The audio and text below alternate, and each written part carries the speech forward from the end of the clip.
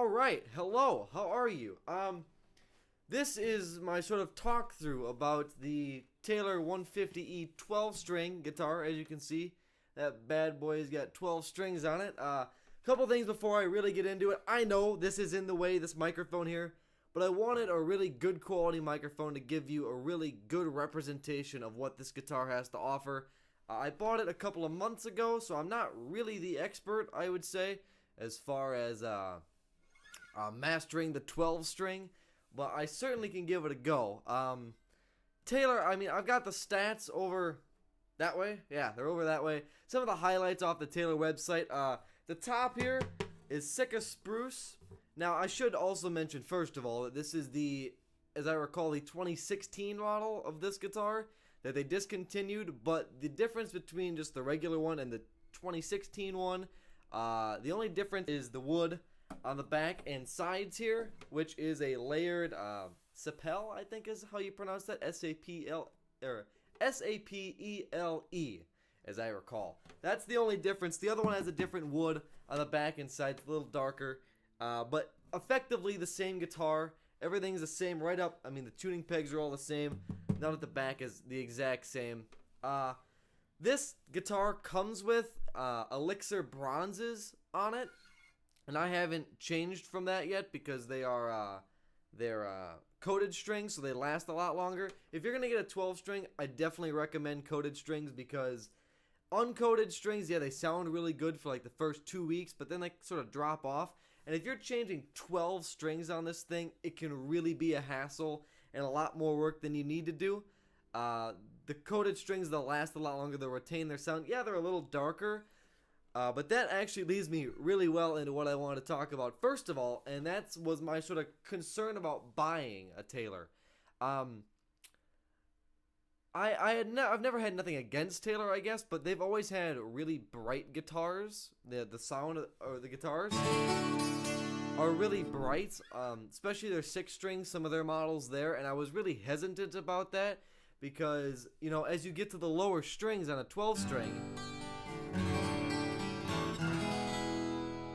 you know, it sometimes can be a little concerning that the brightness will wash out the bottom end.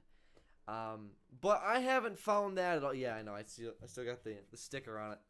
I haven't found that at all, though. I found it really works great, especially in a live setting. The brightness in the tone sticks out really well. This is sort of what I use on stage because, you know, one guitar player's got a 6-string acoustic, and the 12-string, if I play a lot of rhythm stuff, works out really, really good. But my concerns for a too bright of a guitar were sort of disbanded as soon as I got this, as soon as I even played it, really.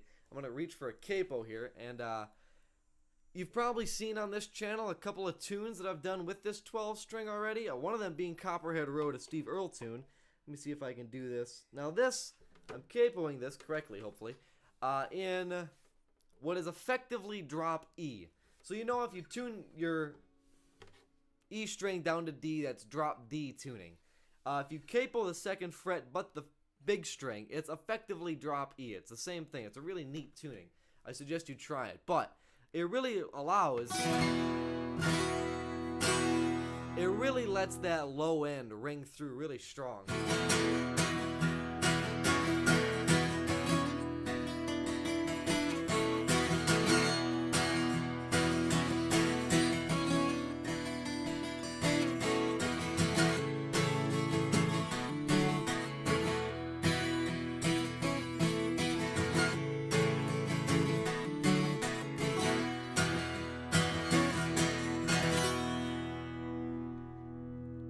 Just listen to that for a second.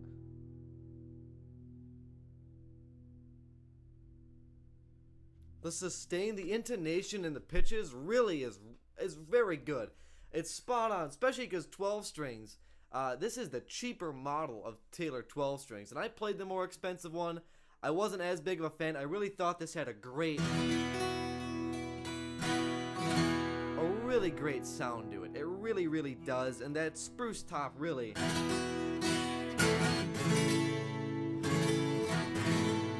So, oh, what was I playing there? Anyways, as you can see, that low end really does ring true. And another problem that you'll find with 12 strings that I've played anyways, especially on the cheaper models, is that going to a G chord is not the easiest thing in the world sometimes, because, you know, the way that the necks are set up, your string height off of the fretboard and that sort of thing. Really, Taylor have nailed this here. I haven't even touched it.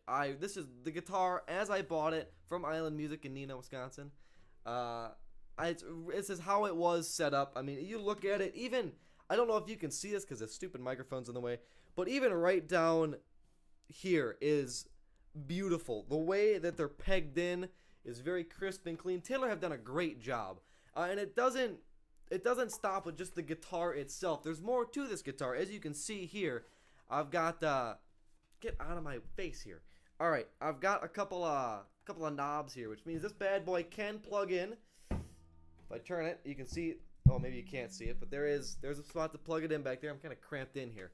Anyways, that works really well too. Now, I can't give you a demonstration of that, unfortunately. You're gonna have to take my word on that. I use it live, straight through a DI box. I don't even run through an acoustic amp or any effects or anything. The one thing that I've found with the electronics in this thing, I think is really important to note, is how accurately it recreates electronically the sound that you're hearing directly out of the sound hole, because it's not in the sound hole here. You don't have a thing placed in the sound hole. I think I really need to emphasize that if you're looking into a 12 string and you need to play live, that is such a huge thing. I have played quite a few guitars, and even the Martin guitar I had sitting over there, the 6 string, that if you've watched anything else on this channel that I've played with that, live, run through a direct box or even into an amp, it doesn't always have that sound. And that's been a critique of acoustic guitars as far as I can remember, and I've looked quite a bit into this, obviously. It's always been a problem. Everyone I've ever talked to says it's been a problem. Now, you can find people that can get a really good sound, especially if you throw some effects on top of it. But as far as just a crisp, clean, regular... Here, I'll get rid of this. A crisp, clean, just regular old sound,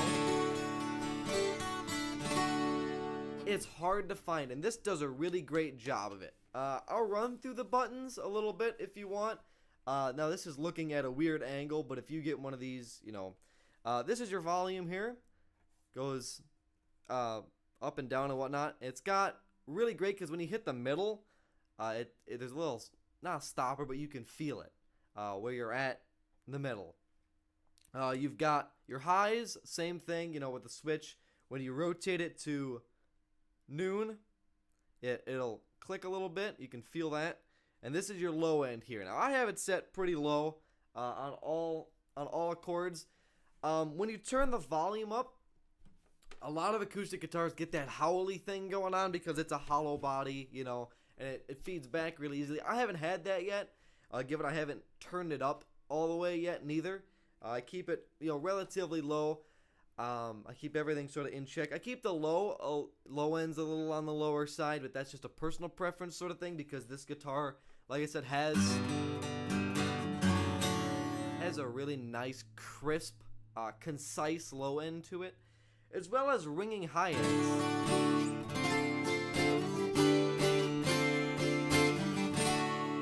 I mean, you can really hear it even when you've got, I'm effectively playing,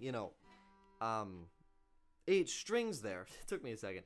8 strings. It really has, it doesn't all get muddled together. It's got a really nice ring to it.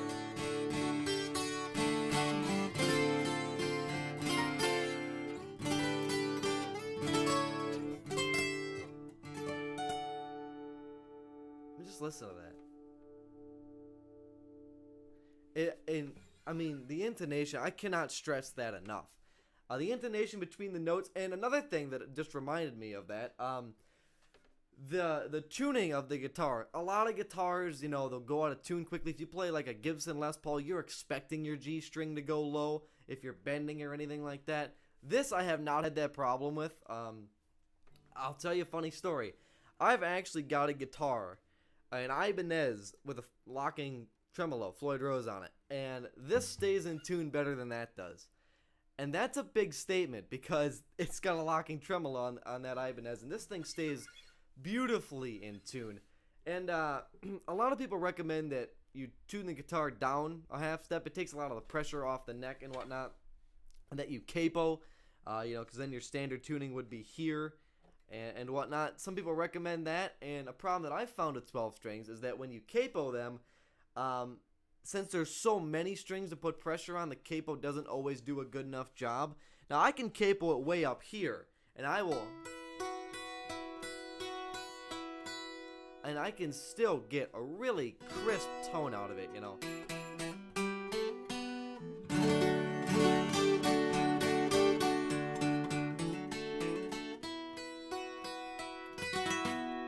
You know what I'm saying? It's got just a really nice ring. I hope you heard that as well as it was in this room, because it really is spectacular.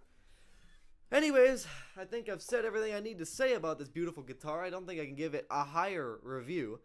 10 out of 10, absolutely. And like I said, it's the cheaper model in the Taylor series. It's the 150E, this guitar. It run you about $800. It's just a phenomenal guitar, and you know, I'll just go over a couple of things as a recap here. It stays in tune beautifully. It sounds beautiful. The ease of play, it's so fucking easy to play. Ooh, sorry, my language. It's so easy to play. It's got a phenomenal electronic system that they put in it. Beautiful woods. I mean, well made. I don't know if I can do it justice in this room, but the beautiful banding around there and just the way everything is made, you can tell is really, really concise and well made. Right, even the way the strings are laid on it are beautiful. Again, I would recommend that you get coated strings and keep it that, because you know, it's a kind of a pain and rather expensive to change 12-string guitars all the time. But again, plays beautiful, looks beautiful. If you're looking for a 12-string guitar, I suggest you start here. I've played a lot of models of guitars, and this is the one that I stuck with. Especially if you get it from a good store, you know, Island Music, Neenah, Wisconsin. That's my plug for them there. But if you get it from a great place that helps you take care of it too, I also recommend. Ooh, last thing, you'll see a serial number inside the sound hole there. I suggest you register your guitar. It just, I don't really remember what it does. I shouldn't have recommended it then, right? No. It helps them keep track of your guitar if it goes in for repairs and whatnot. It really is a neat thing. I recommend that you do that. But anyways, we might as well end with me playing a little bit of something. And, you know, what better way to end than with, you know, the one thing that everyone learns how to play on a 12-string. You walk into a guitar store, you pick up a 12-string. What do you play? That's right.